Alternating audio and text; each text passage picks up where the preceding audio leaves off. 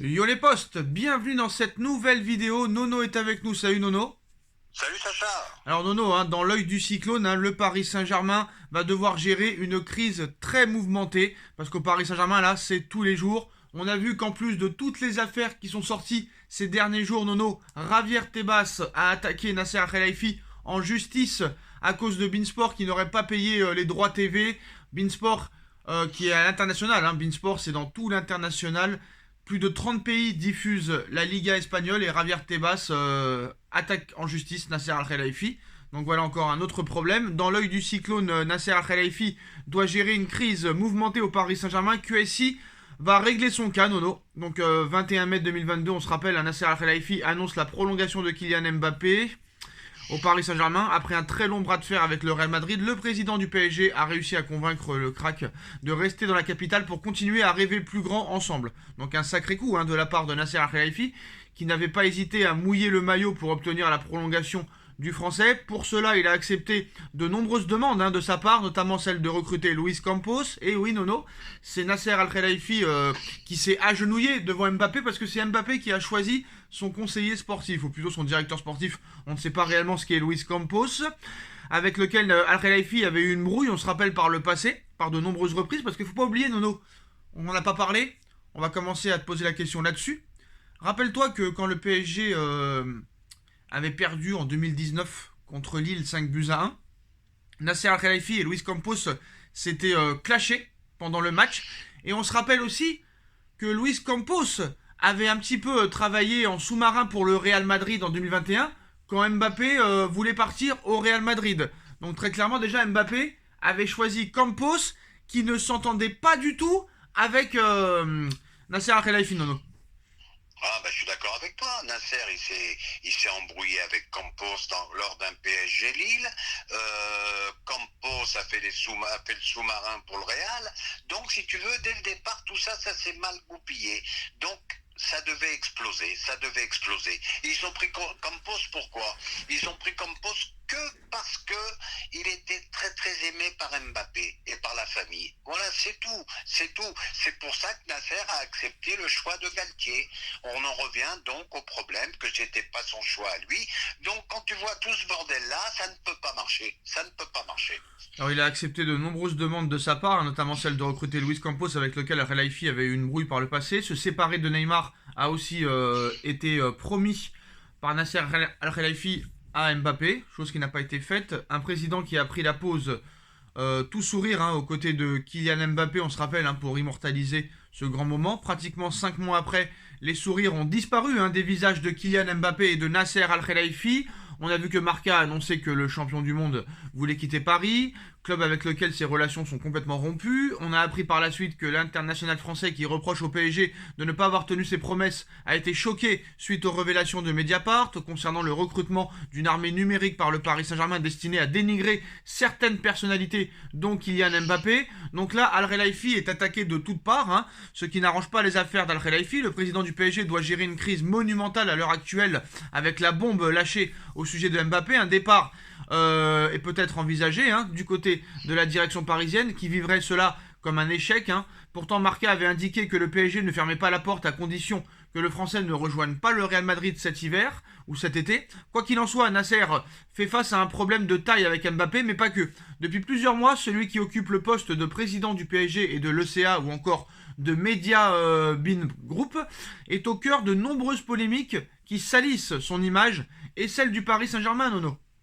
Ah bah oui, je suis d'accord. Moi, je crois que Nasser est partout et nulle part en même temps. On le voit jamais quand il s'agit du club. On le voit toujours quand c'est des institutions européennes, l'UEFA, etc., etc. Voilà. Et ben Nasser, fallait que tu restes au club pour taper du poing sur la table. Maintenant, si tout ce qui est dit est vrai, et ben écoute, il faut partir, Nasser aussi. Voilà. Il y a un moment, il faut dire les choses. Il faut dire les choses. L'incompétence de Nasser.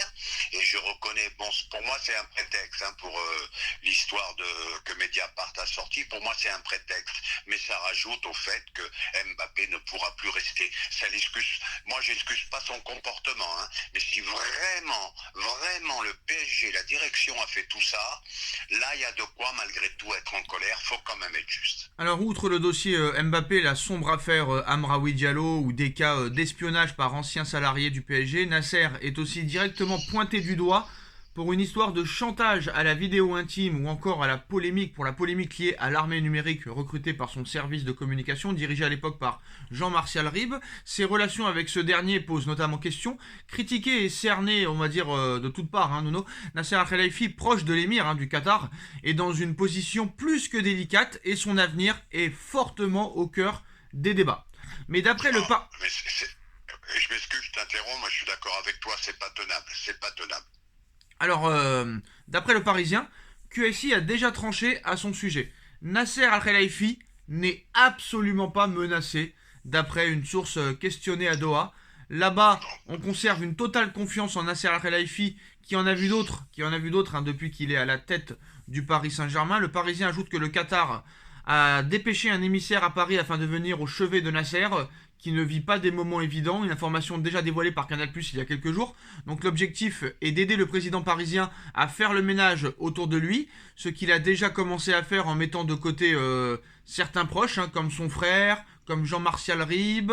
Une information confirmée aussi par RMC Sport, hein, qui assure que la venue d'un émissaire du Qatar n'a rien à voir avec le fait que Nasser Al-Khelaifi soit fragilisé. Contacté par le média français, le PSG se dit stupéfait. Une source proche du club a confié: un instant le président est trop engagé. L'instant d'après, il n'est apparemment jamais là.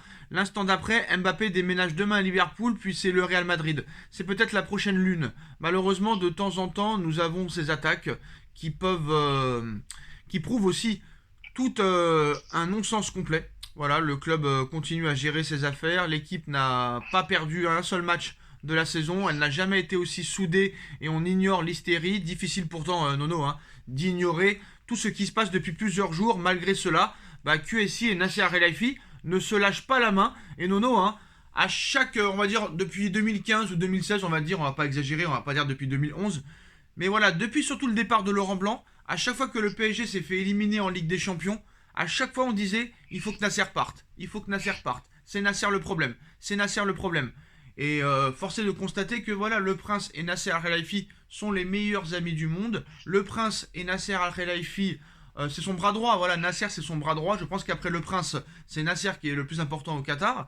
Mais Nono, est-ce que le fait est qu'avec toutes ces histoires, le prince et QSI laissent Nasser en place? Est-ce que ça veut dire, écoute-moi bien la question, hein, réponds bien à la question, est-ce que ça veut dire que, allez, on laisse voir comment ça se passe cette saison, on va essayer de faire un bon mercato hivernal en achetant un ou deux joueurs, notamment un attaquant et un défenseur central, et si vraiment là cette année ça foire encore, que Messi s'en va, que Mbappé s'en va, et qu'il n'y a pas de renforcement, et que Campos n'y arrive pas, que Enrique n'y arrive pas, et c'est bon, on se casse et on vend.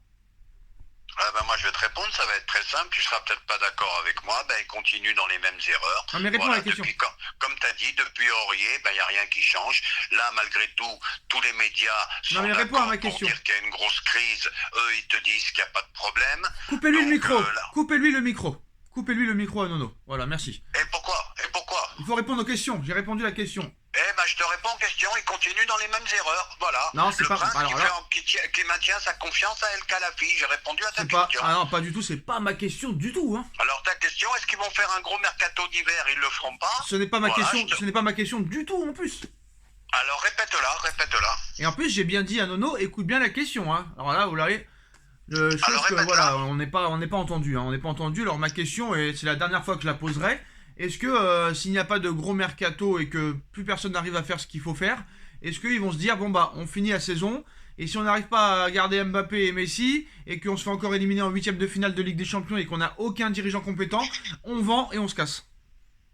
Je crois que tu as raison. Là, je vais répondre à ta question. Si ça se passe mal cette année, moi, je serais pas surpris que le club soit vendu. Là, je réponds vraiment à ta question. Oui. Ouais, Nono, tu comprends maintenant pourquoi on m'appelle Casper le fantôme. Oui, excuse-moi, j'avais pas répondu à ta question. Tu as raison. Et là, je te réponds. Si ça se passe mal, je crois que c'est peut-être la fin de QSI. peut-être que mon frère jumeau va me remplacer pour les vidéos. Est-ce que tu penses honnêtement que si vraiment là cette année il n'y arrive pas, il songerait à vendre le club? Et est-ce que peut-être il n'y travaille pas déjà à l'heure actuelle, sachant qu'on a vu que l'année dernière, il y avait des rumeurs comme quoi des Chinois avaient fait des propositions à QSI qui avaient été rejetées immédiatement. Mais est-ce que là, après la Coupe du Monde au Qatar et avec tous les problèmes qu'il y a en ce moment, ça aussi, Nono, c'est assez bizarre que tout sorte un mois avant la Coupe du Monde quand même au Qatar. Hein. C'est quand même bizarre. Ah bah on est d'accord, on est d'accord. Ils ont tout fait pour tenir jusqu'à la Coupe du Monde du Qatar. Là, toutes les merdes, elles sortent avant. Ils doivent pas être contents, je te cache pas. Et moi, je pense qu'ils en ont aussi ras le cul. Ils doivent en avoir ras le cul. Hein. Ils n'ont pas obtenu ce qu'ils voulaient.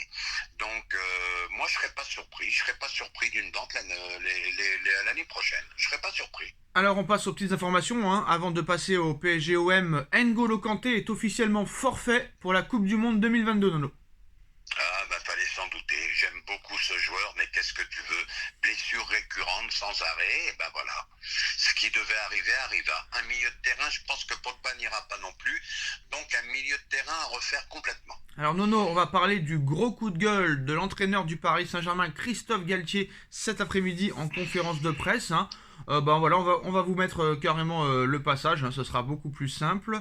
Donc voilà, il met un gros coup de gueule, Nono. Donc ça dure un peu longtemps, donc peut-être pas qu'on va vous le faire écouter parce que c'est très très long. Mais non, mais je vais te le résumer, je l'ai entendu. Non mais c'est pas un problème, on va dire les meilleurs passages. Au moins voilà, il a un peu les couilles de passer un coup de gueule. Ça aurait été Pochettino, il aurait dit no c'est Keda, hein papa. Mais là, le gros coup de gueule de Galtier, vous ne me parlez jamais de football. J'ai plein de défauts, mais je suis très honnête. Je ne mens pas. Quand je dis, c'est que c'est vrai. Et quand je vous dis des choses, on part sur autre chose dans la presse. Parlons football, nom de Dieu. Ah, mais là, il a raison. Il a raison. On ne parle plus de football. Je l'ai dit assez souvent. On ne parle plus de football. Ah là, je suis entièrement d'accord avec Galtier. Bon, on va quand même écouter. Et on va réagir en direct. Vous ne parlez jamais football. Vous ne parlez jamais football, vous me posez beaucoup de questions. Je ne m'adresse pas qu'à vous. Hein. En général. Attendez, alors on n'entend pas très bien, alors je vais carrément lire, ça va être plus rapide. Alors, Ouais, faut mieux résumer. alors je suis ici, je suis l'entraîneur du PSG, j'en suis fier, j'en suis très heureux. Vous ne parlez jamais de football, j'ai été très heureux quand on m'a donné le poste d'entraîneur. Finalement, je m'aperçois que match après match, conférence de presse après conférence de presse, on doit parler, si on est très honnête, hors football. Sur les conférences de 10, 15, 1 minute 30 de football, on n'en parle jamais. Jamais, jamais, jamais. On n'est que sur de l'extra sportif. Et quoi que je puisse vous dire, vous ne me croyez pas. Puisque vous écrivez le contraire de ce que je dis. Puisque vous dites le contraire de ce que je vous dis. Que ce soit presse écrite, radio, télé, vous dites le contraire de ce que je dis. Quand je vous dis un tel va bien, ça se passe bien dans le vestiaire. Bon là c'est un menteur, Nono, hein, c'est pas vrai. Hein. C'est pas vrai. Voilà, Ah, mais moi, ça je se passe crois mal. pas du tout à Galtier. Moi, je ne crois pas du tout. Là, ça se passe mal. Là, dans le vestiaire, je peux vous dire quelque chose, que ça se passe mal. Il y a deux clans, très clairement. Les Américains, les Américains du Sud, on va dire, les Brésiliens, les Argentins, ainsi que les Espagnols, ne supportent pas l'attitude de Kylian Mbappé. Mbappé a juste, on va dire, les Français avec lui, Nono. C'est tout. Ben, bien sûr, moi je ne crois pas du tout à Galtier. On sait qu'il y a une crise, qu'ils ne nous disent pas le contraire, mais maintenant où je suis d'accord avec lui, c'est qu'on ne parle plus football, on ne parle plus ballon, et ça je le dis, tu le sais très bien depuis très longtemps. Ouais, bah ils ont On qu'à, ne parle- bah ils ont qu'à, on ils ne ont, parle plus ballon du bah tout. ouais, bah la faute à qui? La faute à qui s'il y a des problèmes? Moi, je vais te dire, Nono. Je vais te dire, j'ai pas peur, et après on finira là-dessus parce que la vidéo elle va durer encore 50 ans. Qu'est-ce qu'on a promis à Mbappé? T'as dû le voir hier soir, toutes les infos qui sont sorties. Le mec, on lui a promis Robert Lewandowski en numéro 9. On lui a promis Bernardo Silva en milieu relayeur. On lui a promis Aurélien Tchouameni en milieu de terrain. On lui a promis Milan Skriniar en défense centrale. Et qu'est-ce qu'on lui a donné, Nono? Qu'est-ce qu'on lui a donné? Ouais, mais on lui a donné Solaire, Ruiz, etc. Mais avec ce recrutement-là, Voilà. c'est sûr que tu avais une équipe pour gagner la Ligue des Champions. Ah d'ailleurs, Il y a non, pas de problème. attends, Nono, écoute-moi, dis-moi la vérité. Arrête. Comment Mbappé a pu croire ça? Et en plus de ça, Nono, la bombe du jour, c'est que Nasser Al-Khelaifi et QSI auraient promis à Mbappé qu'ils avaient une enveloppe de 500 millions d'euros pour racheter les contrats de Neymar et de Léo Messi et de les dégager Ouais, les mais deux en là, même on temps. part dans le délire, là. Là, on part Ah dans non, le c'est pas un délire malheureusement. C'est pas un délire. C'est la vérité. Après, c'était surtout Neymar. Lui, il s'en foutait de Messi. C'était surtout Neymar. On lui a promis le départ de Neymar. Et très clairement, comment il a pu y croire, Nono, au départ de Neymar? Comment il a pu y croire? Explique-moi. Il est quand même assez intelligent pour savoir que Neymar, il allait pas être vendu n'importe comment, quoi. Mais surtout que personne n'en voulait. Surtout que personne n'en voulait. C'était improbable qu'il parte. Bien sûr. Il savait très bien que le PSG était dans l'œil du cyclone du fair play financier. D'ailleurs, le PSG a été sanctionné. Bien sûr. En plus de ça, on savait très bien que aucun club n'allait prendre Messi et Neymar et que personne n'en avait vraiment les moyens. Comment t'as pu croire que Manchester City, qui est l'ennemi politique du PSG, qui allait laisser Bernardo Silva au PSG, il n'y a aucun joueur de City qui ira au Paris Saint-Germain et aucun joueur du Paris Saint-Germain qui ira à City. Donc le Mbappé, il est assez naïf. Ah bah oui, il a été naïf. Peut-être que le PSG, la direction a vu trop gros et ils ont vu qu'ils ne pouvaient pas faire ce transfert et ils se sont retrouvés devant le fait accompli, quoi. Voilà, vous savez que Lewandowski l'a dit lui-même que le Paris Saint-Germain était que le 3e ou 4e choix. Donc ça va être... voilà, faut se réveiller un peu. Voilà. Mbappé, il croit parce que c'est le PSG que tous les plus gros ils vont venir à Paris. Non, et apparemment, les dirigeants parisiens auraient annoncé, le jour de la prolongation à Mbappé, leur auraient annoncé qu'ils avaient une enveloppe avec les ventes et tout ça, hein, de plus de 250 millions d'euros, Nono. Donc, oui, ils ont été incapables de vendre un joueur. Quelle enveloppe ils avaient? Ils n'avaient pas l'enveloppe. Ils avaient l'enveloppe s'ils vendaient les indésirables. Mais voilà. Et Mbappé, il n'est pas con quand même. Il voit que les indésirables, avec les salaires qu'ils avaient, ils n'étaient pas vendables. Voilà. Il y a à boire et à manger là-dedans. Hein. Moi, je te dis, les torts sont partagés. Hein. Donc, il est peut-être pas si mature et si intelligent que ça à l'arrivée. Voilà. Et ben voilà les postos, coup de gueule de Galtier, les problèmes en interne continuent au Paris Saint-Germain à 2 matchs du Classico. Alors Lionel Messi, la bonne nouvelle, hein, c'est que Lionel Messi, Nono, a repris l'entraînement aujourd'hui. Il reste toujours incertain, une décision sera prise demain après-midi, mais il y a de grandes chances quand même de voir Lionel Messi sur le terrain dimanche. Alors enfin une bonne nouvelle. Voilà, qu'est-ce qu'on a d'autre Galtier songe à changer d'organisation tactique en raison des absences. Dit-il... Encore une bonne nouvelle, je l'ai vu en 4-3-3. Voilà. Encore une bonne nouvelle. Alors, à l'instant, oui, Léo Messi est opérationnel pour le moment pour PSG-OM. Il s'est entraîné normalement et a fait la totalité de la séance. On prendra une décision demain. Donc voilà, bonne nouvelle. Mais bon, il songe. Mais ça fait quand même depuis fin septembre qu'il y songe. On est quand même déjà le 14 octobre et on ne voit toujours rien. Mieux vaut tard que jamais, Sacha. Moi, je pense pas qu'il changera de système dimanche en tout cas. Parce que t'as trop de blessés. On verra bien. T'as trop de blessés, tu ne peux pas. On verra bien. Tu ne peux pas. Tu fais comment? Tu peux pas? On verra ce qu'il fait. Ah bah si Nono, on verra. On va pas repartir dans un débat parce que là la vidéo va durer une demi-heure, ça va être intenable pour nos abonnés. Voilà. Ouais, c'est on sûr refera ce débat sur le système de jeu. C'est vrai que l'équipe, l'after-foot, ça dure pas 1h30. Hein. Bref, oui, je suis d'accord avec toi, mais on est quand même pas au niveau notoriété à ce point-là. Ouh, bah Nono, je t'invite à aller regarder le nombre de vues de ces émissions-là et les nôtres. Tu vas tomber debout. Ah, bah ça serait une bonne nouvelle pour nous, tout à fait. Ah bah je crois que ça se voit que tu regardes pas les émissions. Bon, les postos, on part vraiment sur un autre sujet, c'est n'importe quoi. Dites-moi en commentaire ce que vous en pensez, on like, on partage, on commente, on s'abonne et on se retrouve très vite pour une nouvelle vidéo les postos. Tchuss.